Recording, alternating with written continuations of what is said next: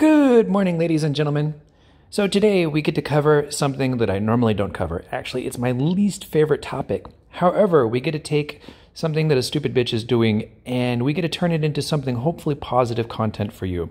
So let's just kind of jump into it. Wait a second, what is it?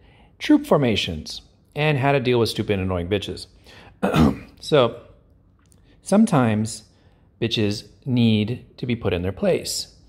And you'll have to forgive my profanity because, well, sometimes bitches like attention too. So we're giving this one particular bitch attention. And I just have to do it by example. So, troop formations. How do you do it? Now, let's just cover the basics here. My stats are lower. You're going to see lots of red. Okay? And then you're going to see me losing. Now, one of the things to be considerate of is how much infantry did they send? How much infantry did you send? This is going to be very important. I'm going to go over this a little bit more in a second here. You'll see in this case, the amount of infantry that I lost was about, let's just call it 110,000, just for easy peasy sake. The second piece that you're going to note is that my cavalry only had 37,000 kills. 33,000 kills. Sorry. And my bowmen had this many kills. Survived. So you'll see that they didn't actually put in that much work. And you'll see that the T11s actually all died. Please take note of that. So the T11s all died, and the T12s actually had some survivors and didn't, So this tells me two things. Okay? This tells me that I had too much infantry because you only need as much infantry as is needed in order to survive. Sending more just doesn't help you. Just doesn't help you. So what you do is you take away from those infantry and you apply it towards bowmen or something else. Specifically in this case, probably the T11s. Now, so that was one example. So in the latest example, you'll see that I really got smashed. And it's again, same thing, lots of red. And we're going to come in here and we're going to see that he lost all of his infantry. Okay, so we know that he's trying to send less. And, okay, so he's really trying to do a tricky march on this. Yeah, he's really, really trying to do a tricky march on this. So guys, take note. This is a good tricky march in terms of something that you're going to want to maybe do inspire. Okay, now let's get down to what happened with me. In my case, I lost all of my infantry, so it was basically game over for me. Now what we're going to do, and I don't know if I'm going to be successful because honestly my stats are lower, is I'm going to attempt to add more infantry to the point where it's just enough and just enough so that we have enough infantry to survive and basically take care of business. Again, I don't know if I'm going to be successful, but what can you do? You can only try sometimes. So I know that this, just from previous examples, these guys aren't doing as much killing as needed. We need the T11s that put in the work for the, brain fart. We need the T11s to basically kill his infantry. Let's go. We're going to just try this real quick, and we're going to see if this works. So we know that we lost to him because we ran out of infantry. And the T12s weren't putting as much work. We're just going to give it a try. It might take a couple of errors. But this is what you do when you're Inspire. We got lucky. So you'll see that in this case, that was the right combination. Hold on a second. Next time we hit him, we're going to show exactly how many troops were lost, and we're going to get a better analysis of things. So we're going to take this annoying bitch, and we're going to use it as a tutorial for you. And I'm not going to turn on monetization for this because, well, unfortunately, the amount of profanity that I'm using is probably going to disqualify this video from being monetized. But hopefully you guys will enjoy it, appreciate it, and be able to learn from it. So there we go. And you'll see that the tables were completely turned, all because of a troop formation.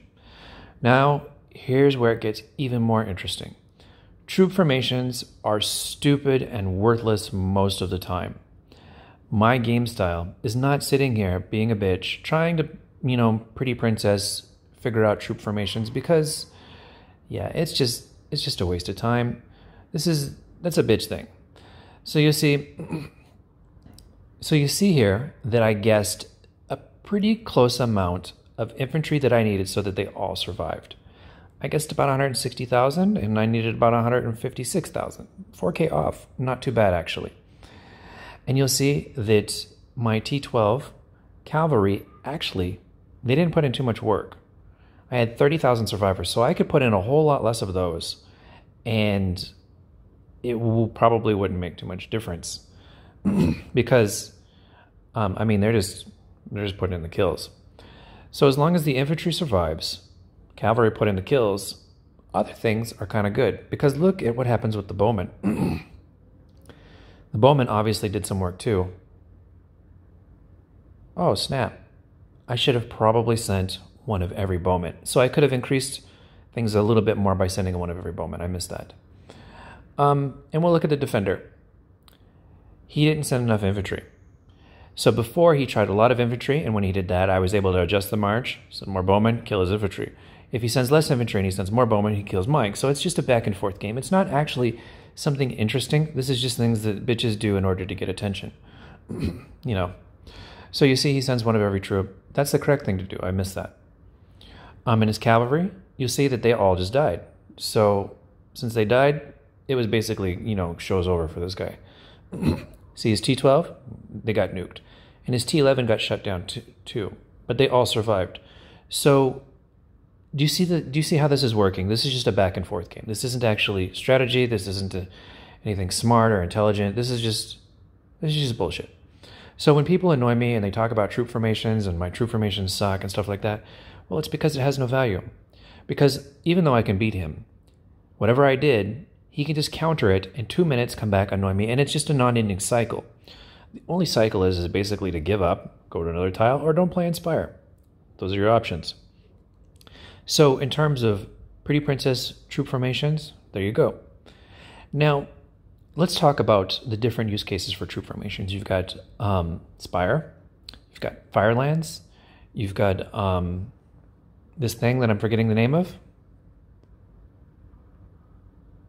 Royal Arena, and you've got basically hitting people's houses. Now, for hitting people's houses, I'm really, really, really all about opportunistic. Why would you want to go and burn a whole bunch of troops like a moron when you just wait for somebody to set their dragon out and try and get really good timing? I think that going for timing is going to be more cost effective, it's going to be more funny, and it's going to leave, a better impression in your wallet. Because the other way of brute force and Pretty Princess and all this other stuff in terms of troop formations is very expensive. Boosting stats is not cheap. Waiting for somebody's dragon out, that's pretty cheap. You can save a lot doing that. So in terms of this being my least favorite topic, think about it. Why? What do I encourage people to do? I encourage people to save money and look for opportunities. This is my game style. I don't claim to be number one or best or I'm going to beat you or anything like that. So hopefully this keeps things in perspective. That Spire and Firelands and Anniversary Event and these things like that, it's a back and forth. What they do, I can counter it. And that's why they had to change Anniversary Event last time, so that it's about who can basically stay on the tile the longest instead of just who can conquer the tile. Because you really have to have some monster stats in order to stay on a tile and not have a true counter to it. And this is why. So I'm trying to make this point here. So Diesel, you win. I was trying to ignore you, but you're stupid and fruitcake enough that you've actually turned this into an opportunity for me, and that's what I couldn't pass up. So hopefully this video gets lots of views. Hopefully this video helps a lot of people, and your stupidity has given me a prime opportunity to show exactly, how troop formations work, kind of, sort of, by example, not just a calculator, as well as, you're an idiot. So, keep on doing it, I guess. Whatever you get from this, congratulations. And also, in my game, people like this, they're just going to get shut down. Stuff like this is it's just annoying. It adds no content or strategy to the game. It's just lonely people with no lives, sitting in a room, getting their thrills off of, I don't even know.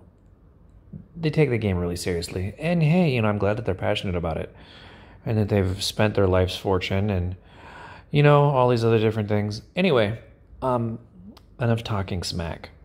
So that's how you can take somebody with lower stats than you or with higher stats than you, and you can maybe do some tricky things, inspire in order to win. And so that's why people are crazy about troop formations. However, there's no magic troop formation. I can give you guys one troop formation where it's 30% infantry, and then another troop formation that's 40% infantry, and they're both great troop formations. It's just about what works for you. So does a lame PvP calculator, is it bad? It's okay. It's nothing terrible. It's not great. It's not the worst thing ever. It's really designed for kind of hitting houses. It's just kind of a general purpose tool. And that's it. So maybe I'll add a more Spire-centric troop formation thing on my website. Oh, and by the way, my website is buggy right now, but I just did a complete update on it. And so over the course of the next couple of days, we're going to be fixing bugs and improving things and stuff like that. So the troop formation calculator will get better. That was a long standing update. I've been meaning to push out for a long time. So my website's updated. Typeform is gone. Mobile support will be coming better. Some things are working better already. Not really that great. There's some bugs in it, but we're gonna work through those. A lot of those issues are known. We're gonna keep working through those, making them better. And I'm gonna be launching some new services around King of Avalon as well, just to kind of make your game a little bit easier. So I'll announce that soon. And what do we have here? We have, nope, I guess not. I'm waiting for the stupid bitch to try and hit me again. He was stuck because he didn't know troop formations very well last time. Oh, you guys can't see it. So before, when I would beat him and then I would leave my war gear on, he would sit there and try again. And then he'd give up. He'd probably, I don't know, whatever he was doing. He'd go back to his mom's basement. And yeah, so yep, I thought he was gonna. So he's pretty compulsive about this. I mean, you can see he's really got this thing out for trying to knock me out of Spire like it means something. Nah. Anyway, that's it. That's all. Hopefully this video helped you guys. I normally don't call people out like this. I normally ignore them. But it's such a good opportunity to learn. It was the perfect example of how to take somebody with higher stats and learn. So there you go. Love you guys, and that's all. Bye-bye for now.